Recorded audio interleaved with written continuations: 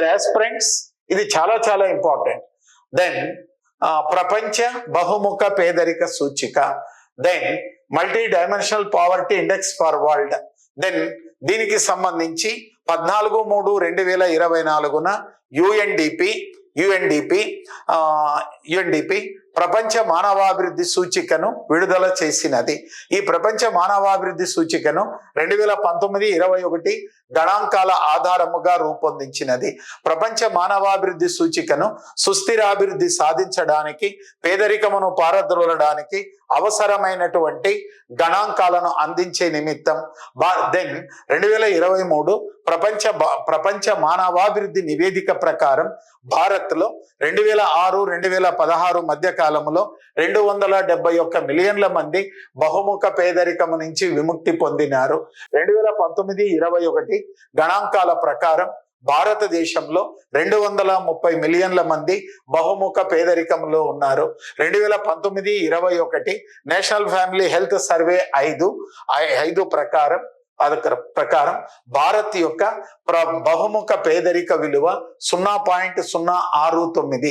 2005-6 నుంచి 2019-21 మధ్య కాలంలో భారతదేశంలో 415 మిలియన్ల మంది బహుముఖ పేదరికం నుంచి విముక్తి పొందినారు. 55.1% నుంచి 16.4%. బహుముఖ పేదలు అంటే ఎవరు? 10 సూచికలలో 1/3 వంతు కంటే తక్కువ భారమును కోల్పోయినటువంటి వాళ్ళని బహుముఖ పేదలు అంటారు. దెన్ నెక్స్ట్ తీవ్ర బహుముఖ పేదలు అంటే 10 ఆర్థిక సూచికలలో 50% కంటే ఎక్కువ మంది, 50% కానీ అంతకంటే ఎక్కువ భారమును కోల్పోయిన వారిని తీవ్ర బహుముఖ పేదలు, intensity of multi dimensional poverty అని అంటారమ్మా. ఇది multi dimensional poverty index dynamism. మరి ఇక్కడ ఇది అనేది స్టాటిటిక్ పార్ట్. ఇది స్టాటిటిక్ పార్ట్, ఇది వచ్చేసి డైనమిజం పార్ట్. ఈ 2 మైండ్ మ్యాప్లు మీరు దగ్గర పెట్టుకున్నారనుకోండి, సులభంగా రేపు ఎగ్జామినేషన్ లో గుర్తుంటుంది. అటు తరువాత నీతి ఆయోగ్ బహుముఖ పేదరిక సూచికను కూడా ఈజీగా గుర్తుపెట్టుకోవచ్చు.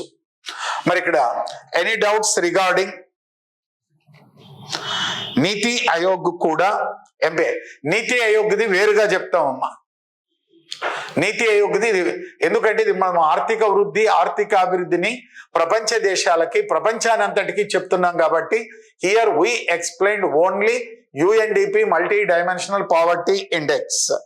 Okay Mahesh, we analyze. But in addition to this, Niti Aayog released National Multi-Dimensional Poverty Index 1, National Multi-Dimensional Poverty Index 2.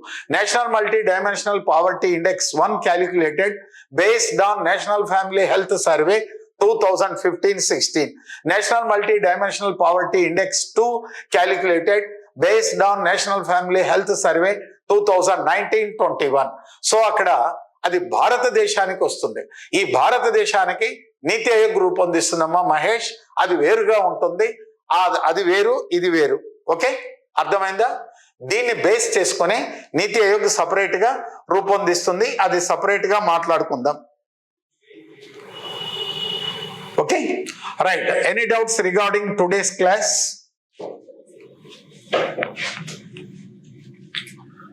మరి రేపటి క్లాస్ లో జాతీయ మానవాభివృద్ధి సూచిక, దెన్ ప్రపంచ మానవ మూలధన సూచిక, మరి ప్రపంచ సంతోషిక సూచిక, సమ్మిళిత అభివృద్ధి సూచిక, దెన్ లింగ అంతర సూచిక మొదలైనటువంటి అంశాలని రేపటి క్లాస్ లో డిస్కషన్ చేస్తే కంప్లీట్ అవుతుంది.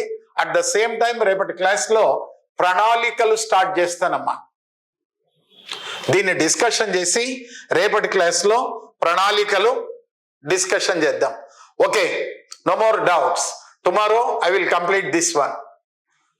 దెన్ ఇప్పుడే నేను ఆ 4 సూచికలు చెప్పవచ్చు, కానీ ఎక్కువగా బలవంతంగా ఇండక్ట్ చేస్తే ఎక్కదమ్మా. 2 hours ఈజ్ ఇనఫ్. మరి అవసరమైతే నెక్స్ట్ మంత్ నుంచి దెన్ ఇంకొక 4-5 days నుంచి ఒక 1 hour గ్యాప్ ఇచ్చి మళ్ళీ తీసుకుందాం అవసరం అనుకుంటే. ఓకే, ఏమంటారు?